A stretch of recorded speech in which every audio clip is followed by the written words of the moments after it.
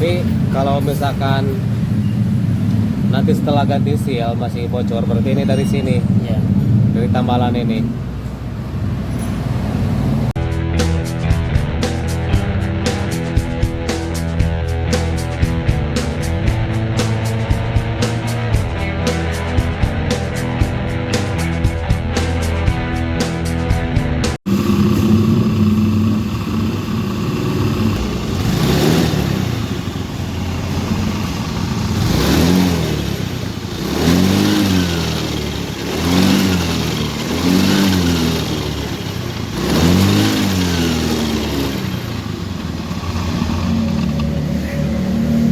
Assalamualaikum warahmatullahi wabarakatuh. Apa kabar kawan-kawan semua? Mudah-mudahan sehat. Amin ya rabbal alamin. Oke, di sini kasusnya di CVT ada suara berisiknya. Yang kedua, ini ada oli keluar dari sini. Terus ini juga goyang. Oke, kita bongkar. Goyang ini kanan kiri goyangnya. Seperti biasa, buka dulu knalpot. Kalau di sini ban bisa goyang kanan kiri. Ini bisa penyebab lahar atau bearing as roda sudah mulai minta ganti. Atau yang kedua, mur roda belakang longgar. Coba kita buka dulu. Kalau ini mudah berarti oke.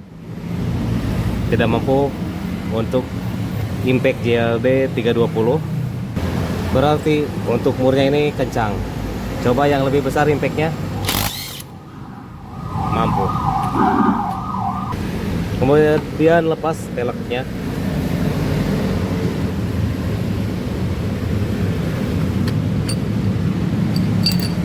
Ini sudah mulai basah.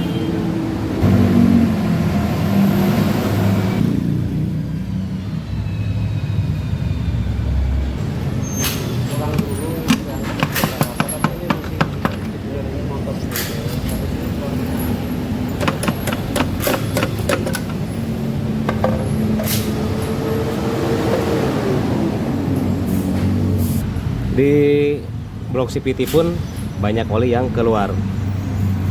Pertanyaannya bisa dari seal krek as atau seal as puli. Kalau yang berisik dari sini, ini tembaganya sudah mulai terkikis dan banyak geram.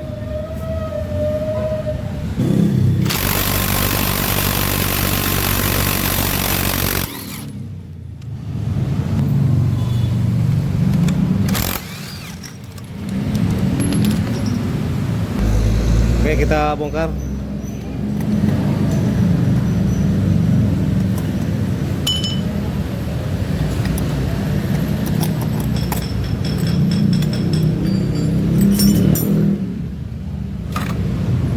Aduh, bolong Pak. Ini bekas bolong Pak. Ini tambalan. Pakai itu. Pakai plastik steel. Tapi bocor nggak dari situ? Bisa juga, soalnya ini dari depan juga ada. Nih, dari depan juga ada. Dari seal krek as Pak. Ini bocornya entah bagaimana.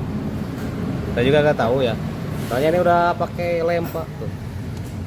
Lem plastik steel. Silnya aja kalau mungkin ya. Tapi dari silnya itu kelihatan bocor nggak? Ini Silnya yang ini.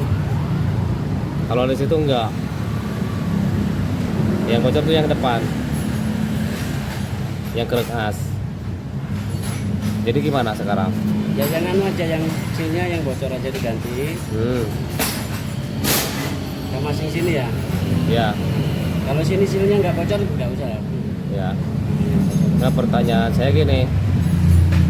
Ini kan lem packing, lem itu ya lem plastiknya plastik steel. Nih tambalan ini. Nah, takutnya pas saya bongkar nanti ini malah retak gitu, terjadi retak-retak gitu. Atau bagaimana? Bongkar dulu aja. Yang mana dibongkar? Ya, Yang ini? iya, gardannya dibongkar. Terserah Bapak, kalau saya mau ya, kalau Bapak mau saya bongkar. Ya kalau ganti SIM nggak apa-apa, bongkar aja lah kalau mau ganti SIM. Bongkar. Karena ini kan rawan ini. Soalnya bukan aslinya ini. Nih. Ini sudah pakai plastik steel. Tapi ini basah kayaknya. Ya kalau mau diganti seal aspulinya ganti aja, nggak apa-apa. Tapi kalau misalkan nanti setelah ganti seal masih bocor, berarti ini dari sini, Ya. dari tambalan ini. Ya, ya. Nah sekarang Bapak ambil seal itu, seal aspuli sama seal krekas saja dulu. Sama ini. Itu nanti saya bongkar dulu. Oke, teman-teman. Jadi di sini ini sudah bolong crankcase-nya. Nah, jadi pakai plastik steel untuk menutupi kebocoran oli. Pertanyaannya, apakah setelah ganti seal tetap bocor? Ya mungkin saja bocor, tapi mudah-mudahan enggak dari sini. Kasihan sih bapaknya. Mudah-mudahan cuma dari sini, dari seal ini. Nah, yang saya takutkan sekarang saat bongkar gardan, nanti saya ganti seal apa itu, seal roda belakang. Takutnya ini retak gitu. Oke, kita bongkar saja untuk gardannya.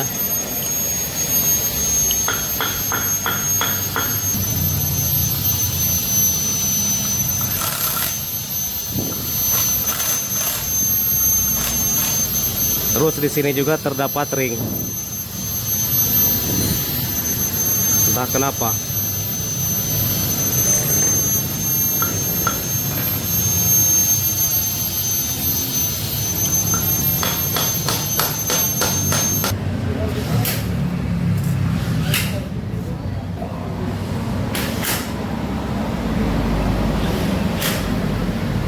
Ini oli gardannya juga sudah campur air. Buli, asbuli, AC, mesin, sil ngarep buli, sil ngarep buli bocor.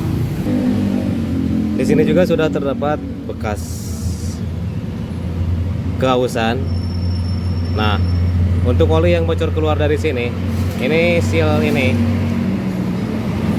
bisa diakibatkan beberapa hal. Yang pertama, seal ini sudah keras, jadi sudah tidak menggigit lagi. Yang kedua, bearing yang di dalam itu goyang, mengakibatkan putaran as roda jadi goyang, dan ini bisa tidak stabil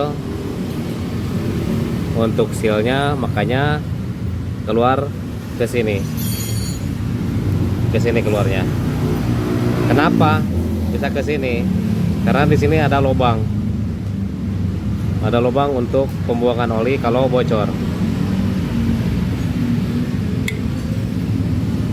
Nah, atau ke sini keluarnya, ke bagian di rodo.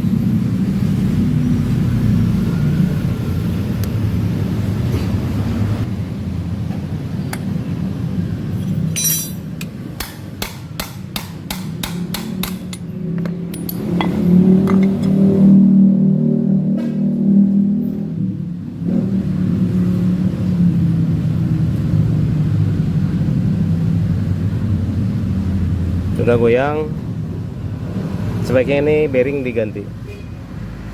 Setelah bearing dan sealnya dibuka, ini lubang pembuangan olinya kelihatan. Keluarnya kemana? Ke sini. Nah, ke situ. Itu kelihatan. Tuh.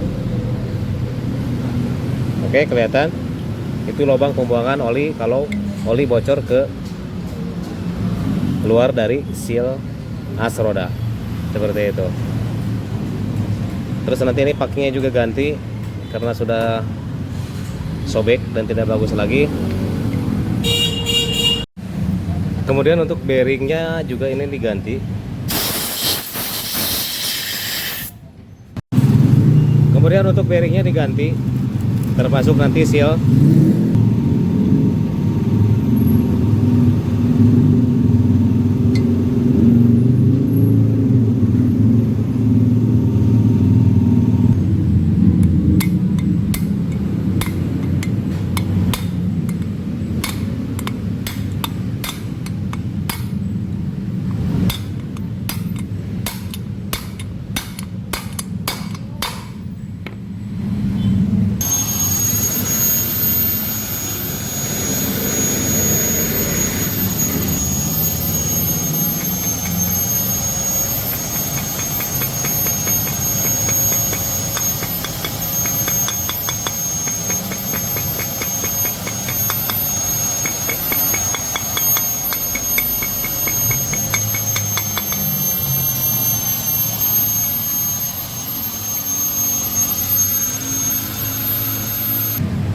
Pasang gigi rasionya. Jadi yang diganti di sini bearing, as roda, berikut seal. Kemudian pasang packing yang baru.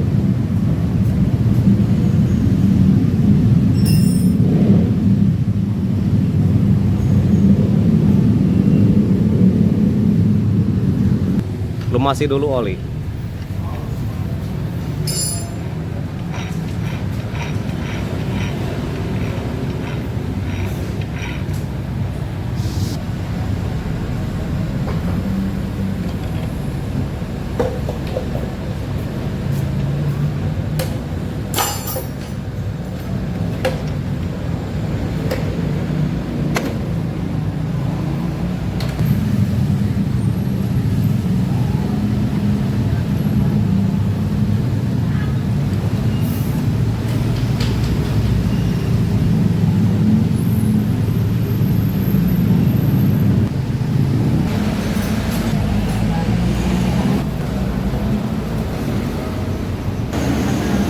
Untuk bearing blok CVT-nya juga diganti dengan yang baru.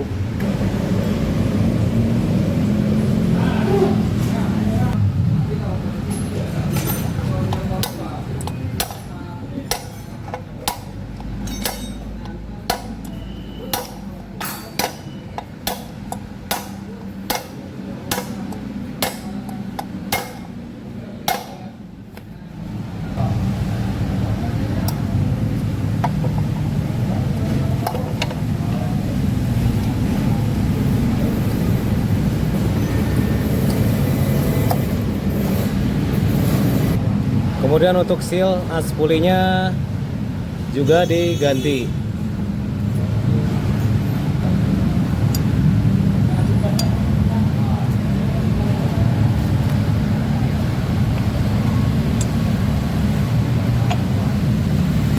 Lalu kemudian untuk seal krek as juga diganti yang baru. Kalau saya caranya seperti ini.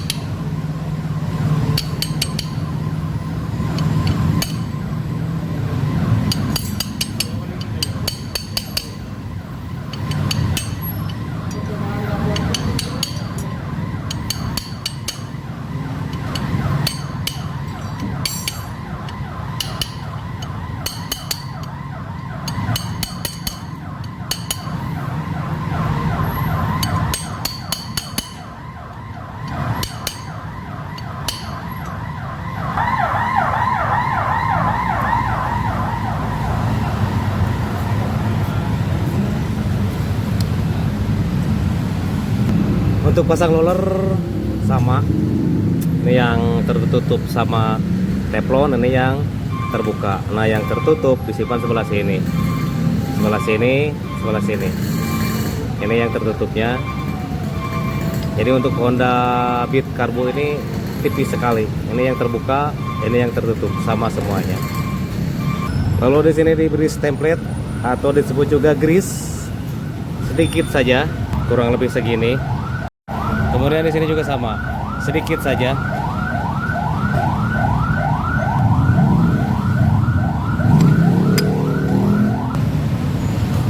Kemudian di sana juga sama, diberi template untuk dudukan ini, pinion. Kemudian pada tutupnya juga sama, sedikit. Mau dipasang sekarang bisa, mau nanti bisa.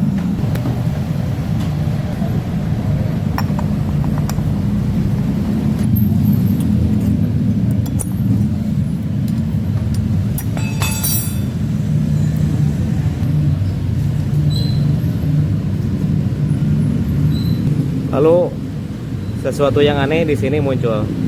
Ini adalah nih panjang. Ini untuk Beat ISP, tapi dipasang di Beat Carbo untuk pulinya. Maka otomatis bagian dalamnya harus diganjal. Untuk ganjalnya ini. Nah, pertanyaan saya, apa yang tersimpan dalam benaknya hingga memasang puli untuk Beat ISP pada Beat Carbo? Dan kenapa juga harus diganjal? Karena panjang as ini beda. Untuk Beat ISP itu lebih panjang, atau panjang asnya sama tapi di sininya lebih panjang. Ya, makanya mereka ganjal pakai semacam ini.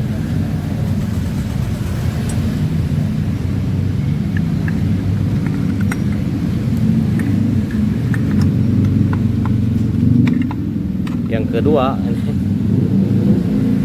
kalau tidak diganjal, ini sudah seret duluan gitu. Dan misalkan nanti kalau sudah diganti seal semuanya terpocor, ya berarti ini permasalahannya karena mesin jebol. Karena yang punya motor juga bilang jangan lupa ini pasang oli gardan habis dalam 1 bulan. Terus di sini juga ringnya tidak ada, terpaksa saya ganti yang lain bearingnya. Sudah selesai, pelek sudah dipasang, ban sudah selesai, pelek sudah dipasang, blok CVT sudah dipasang, knalpot sudah dipasang, dan tinggal tes hasilnya.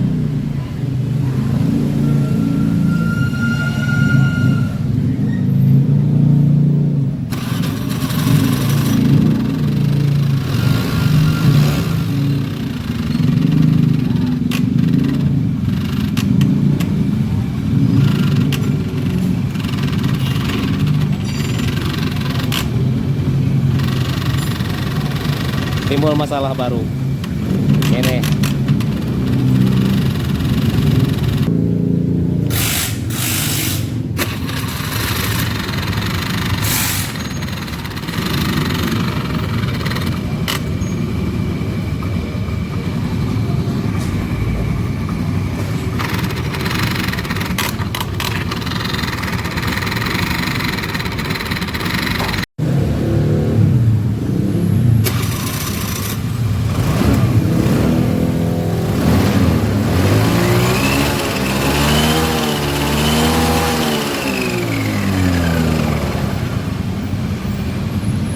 Oke, terkait suara siulannya di gardan itu karena gigi rasio tidak diganti. Karena sudah aus, meskipun sudah aus tidak diganti. Jadi saya cuman mengganti seal dan bearingnya saja. Oke, itu saja, semoga bermanfaat.